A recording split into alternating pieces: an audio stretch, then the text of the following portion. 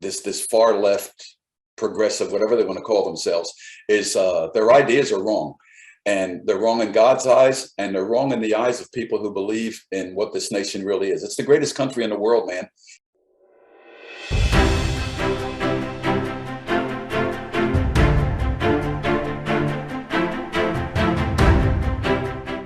Hello, everyone. I'm Brandon Lewis, founder of the Tennessee Conservative. Today, we are joined by Joe Bonsall.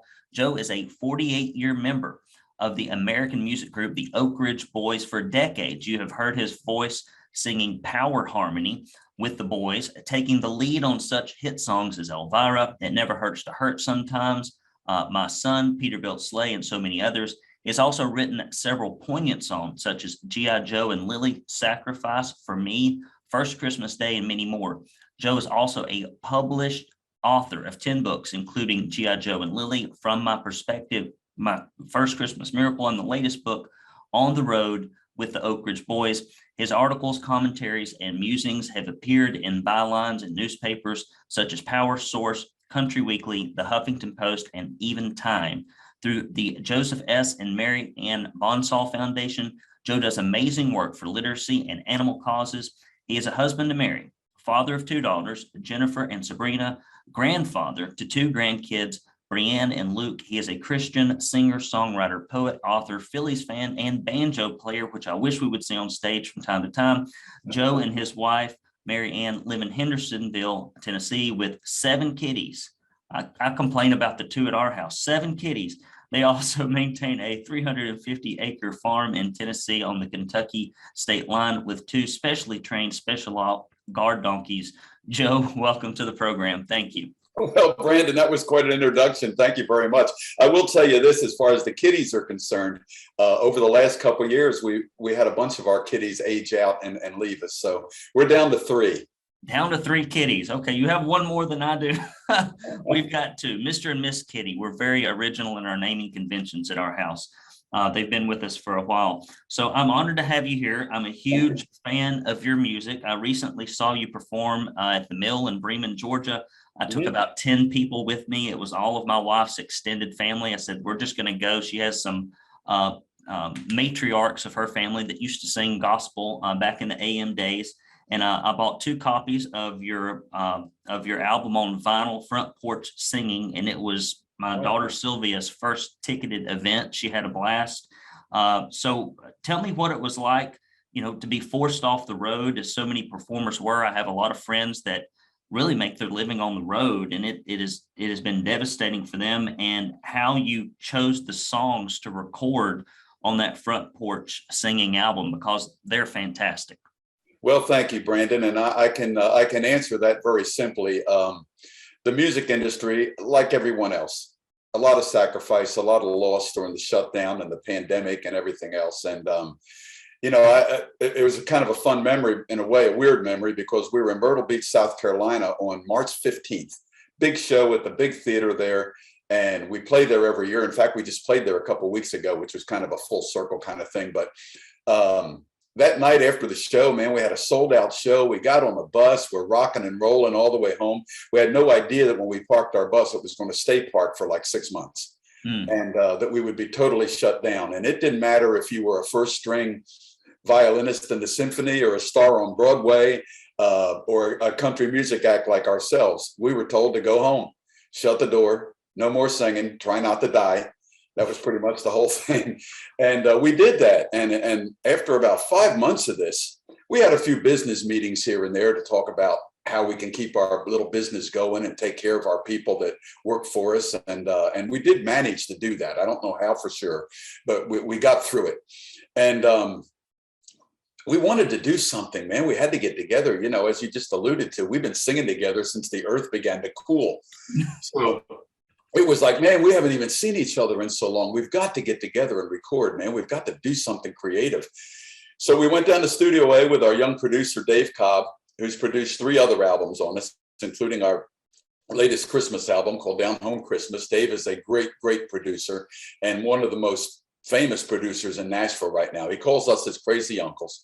He's a young guy with lots of good ideas. And the idea for the album was front porch singing, make it sparse, make it simple.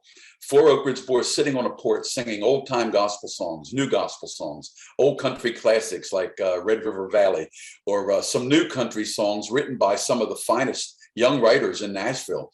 And the only thing we did with these young writers is said, please give us some songs that reflect what we're going through, not depressing songs, but uplifting, something we can sing that would be meaningful during this time to people. And then songs like Life is Beautiful and Love, Light and Healing and The Old Ways came from these young writers.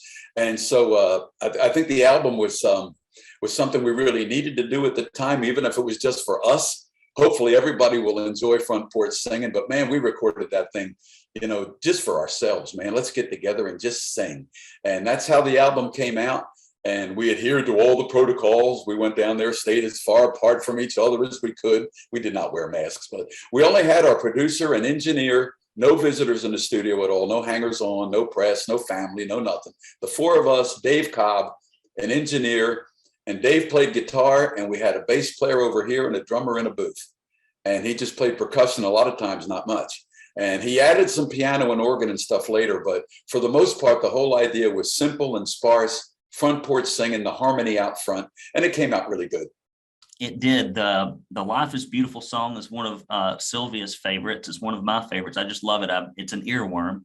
And then also the other one, The Old Ways. They both sounded like they were written for the lead on those songs. They were just so good and fantastic. Thank you. So I've got a few selfish questions here. These are purely for my entertainment and for those that are big fans. I love to listen to your deep cuts. One thing that I do love about Spotify and a few other music apps is I can go and listen to a whole album. And so I wanted to ask you a few questions. These are your personal preferences. Sure. If you had to pick an album for showcasing the band's vocal talents, perhaps when you think that we were at the tippy height of our ability to hit the notes, to really deliver, when do you think, like if you were running a marathon as an Olympic athlete, when would this have been the day? 1979 Have Arrived. Although the Y'all Come Back Saloon album was a monumental album for us in 1977, it broke ground in country.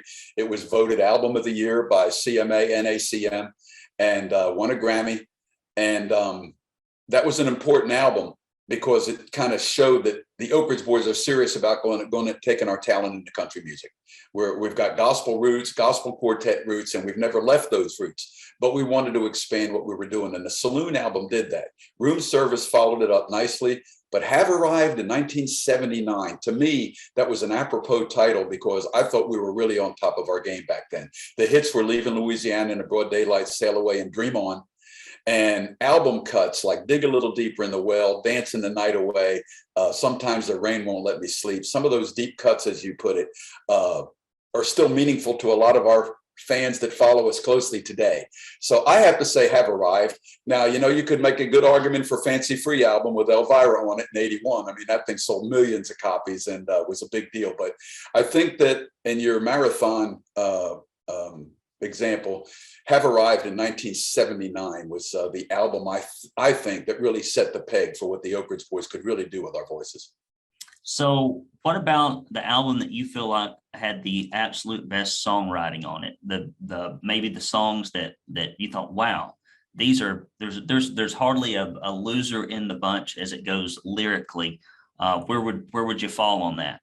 Well, you know, I'd fall on a lot of our albums on that, Brandon, because, man, we have always done our best to not record any crap songs. You know, let's make sure that every song on this album has a good place and something we love and something we really want to sing so that people won't skip over it. From a personal standpoint, we did a song years ago on Room Service called Lay Down Your Sword and Shield.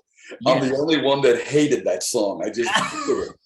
And we even put it on stage a couple of times, and I hated singing it on stage. So that is a rarity with the Oak Ridge Boys. Of all the music we've ever recorded, most of the time, it's a song that all the guys love and that we hope people won't skip over, like Sword and Shield, which I skip over. But that again, you ask for personal, that's personal. But I think we've been really good. Dwayne Allen is one of the best songmen there is. He is always looking for great songs. He's always got the writers churned up in Nashville to write for the Oak Ridge Boys. And we've hung our hat on that peg for a lot of decades. And I don't think I can name an album over any other. The aforementioned Have Arrived album was one of those.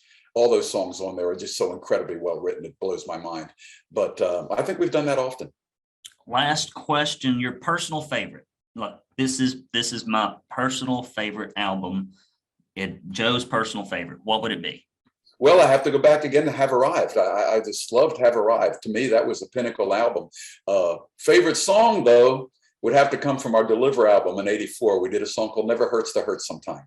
It was my mother's favorite song. You mentioned G.I. Joe and Lily. My parents were veterans. My daddy was a hero at D-Day, and 50 days in, he would never call himself a hero, but he's been gone a long time now, so I can call him a hero. He was a hero. And he's buried in Arlington today to prove it. My mother, who was Women's Army Corps, met him at the end of the war. I wrote their story. I wrote the song. And on my mother's deathbed, when she was dying, she wanted to hear me sing Never Hurts to Hurt one more time, and I sang it to her. So every night, if Never Hurts to Hurt is on the set list that night, believe me, I'm singing it for my mother. That is awesome. So if it's okay, my daughter Sylvia would like to come over here and ask a question. I asked her to pick one out, and she did. All right. Hiya, Sylvia. All right. You're fine. How you doing, Juan? You have to speak over here. Okay. Into the mic. I was wondering how you meet each other and form the band. How did you meet each other and form the band? Well, that's a real good question and a very long answer. You mentioned one of my books, On the Road with the Oak Ridge Boys. I go into detail, but to tell it to you quick, the Oak Ridge Quartet actually began long before any of us were in the group. Back during World War II, this is your history lesson of the day here, they were working on the Manhattan Project in Oak Ridge, Tennessee. And there were thousands of people sequestered there in secret. Military, their wives, scientists, and their wives working on the atomic bomb that would end World War II. And there was a group called the Georgia Clodhoppers in Knoxville, Tennessee, believe it or not. And they did kind of bluegrass gospel. And they would go to Oak Ridge. They were the only act allowed in there to sing to the sequestered people that couldn't get out. So every Saturday night, the Georgia Clodhoppers would come sing, and they became known then affectionately as the Oak Ridge Quartet. They were more bluegrass than gospel. But that group, after the war, moved to Nashville, hosted the Friday night singing conventions at the Ryman the night before the Opries. And Wally Fowler and the Oak Ridge Quartet became a big name gospel act back in those days. They changed members a bunch in the 50s, changed the name to Oak Ridge Boys to avoid confusion with the old Oak Ridge Quartet guys. And William Lee Golden, the guy with the long beard in our group, joined this group in 1965. Dwayne Allen in 66, Richard Sturban, the bass guy, in 72, and I joined in 73, 48 years ago. So we have a long history. I don't think there's any other act, bar none, that brings as much history to the stage as the Oak Ridge Boys. That's a good question. That is a good question. I didn't know that. That was a good question. Good job. All right. Thank you. Thank you, dear. So we're about to roll to Blue Ridge. So we will probably listen to Have Arrived with her. If you could go to TennesseeConservativeNews.com and click that support button, we will send you 2 proud Tennessee Conservative bumper stickers. We need your grassroots support here, guys. I kid you not. I do this out of my back pocket, out of a mission that I believe God has called me to do in Tennessee to keep us free, but it's expensive, and every little bit helps. We'll send you this. We'll also send you a directory of all of your state senators, your state reps, and the governor's office. And finally, you will get this proud Tennessee Conservative tumbler, and you can put Schlitz in here, and it comes out a very fine, well-crafted hoppy IPA. It has magical properties for turning really bad beer into really great beer. You can actually, pick up old nasty creek water when it hasn't rained for a while. You put it in here, comes out crystal clear. I don't know how they do it, but they do it. It can also be used as a jack stand if you're on the side of the highway and you got trouble with your car. This thing will support up to, I think, 15 metric tons of weight. I'm not sure that I can substantiate any of these claims, and this may be what we call satire, but when you give $50 or more, or you make a recurring donation, we'll send you this puppy, and we really do appreciate your support.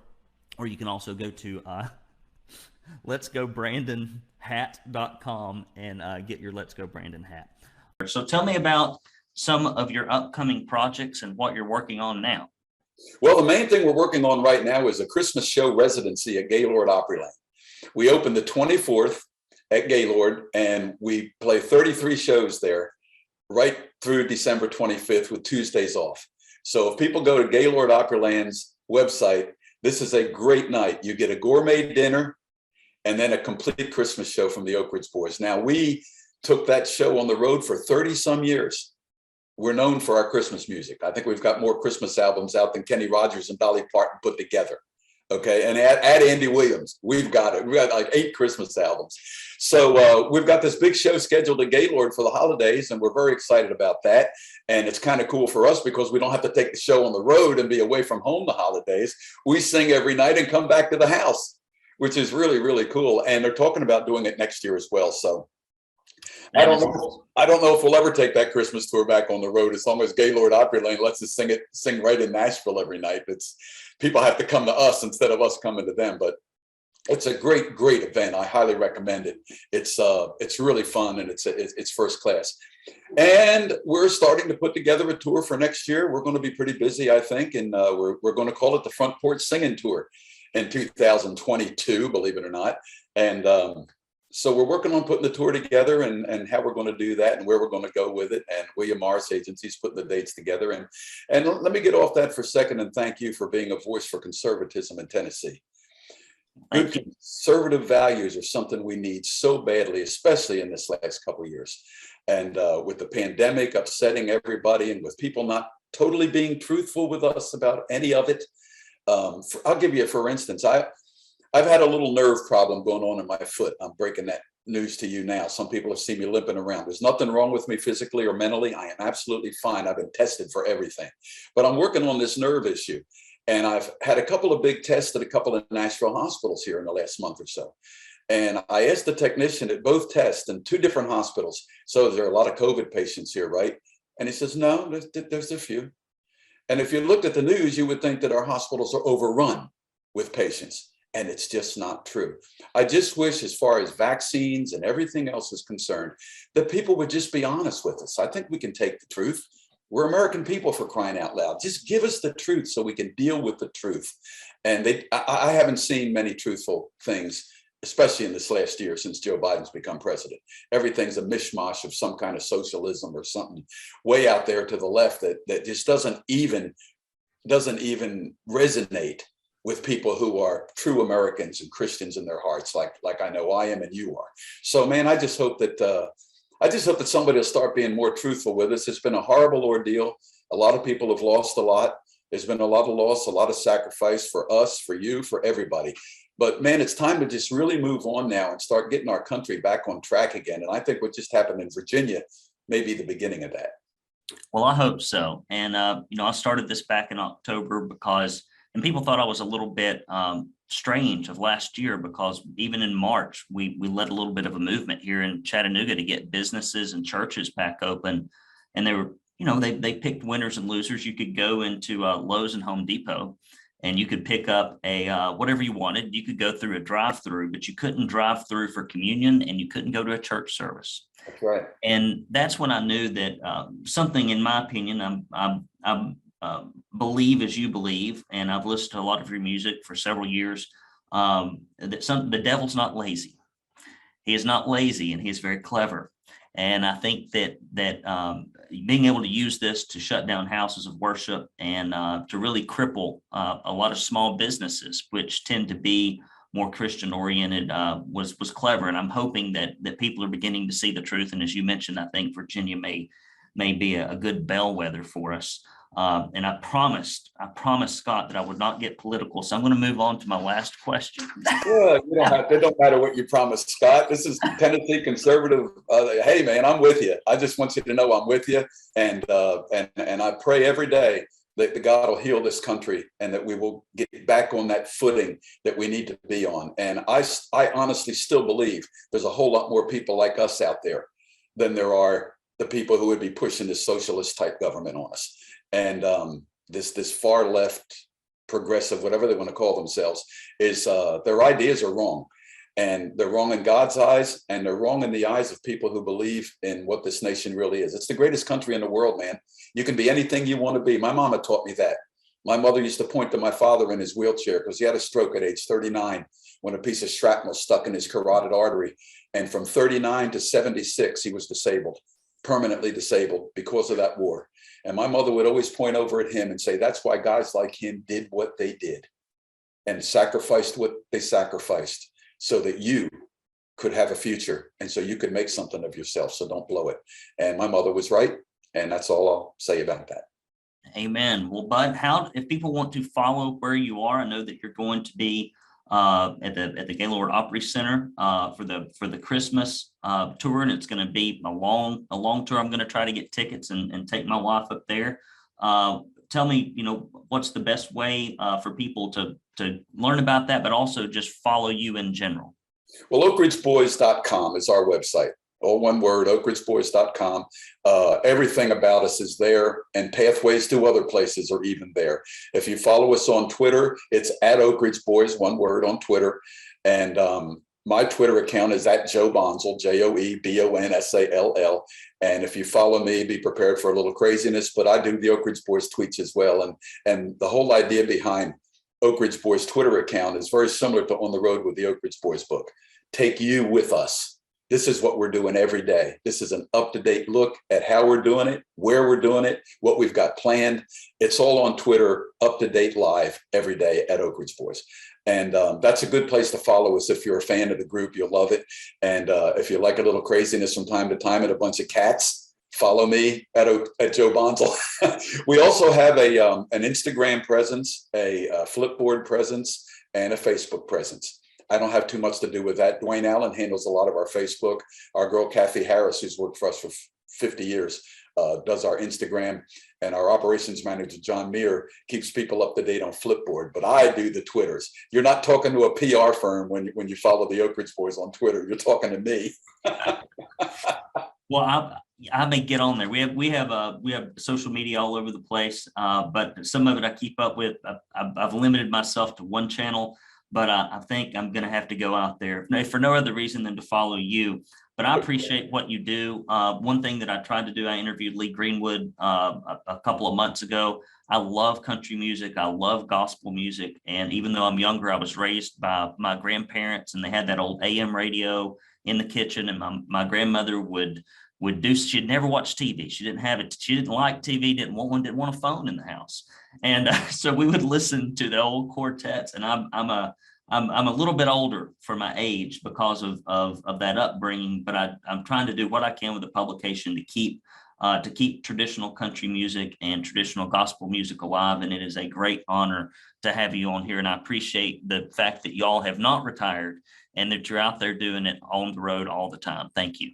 Well, Brandon, thank you for that. That's much appreciated. And we don't know how to retire, man. God will tell us when to stop. We don't know how to do it ourselves. We're just going to keep going until I guess we drop. And, Joe's not coming to the bus tonight. He's dead. That would do it. That would do it. But that would be the only thing that would do it, because we're just a little crazy. And it's a good thing. It's really funny, the four of us, man, because it doesn't look like in some ways that the four of us would even know each other. We're so different, all of us, but yet as we come together as the Oak Ridge Boys, there's a magic there. There's a blessing there. There's something real and honest there. And it's been good enough to have kept all of us in this group for a lot of decades. And I joined the Oak Ridge Boys in October '73, man. I was 25 and I'm 73 right now, pushing 74. So I've been here 48 years and I wouldn't change a thing.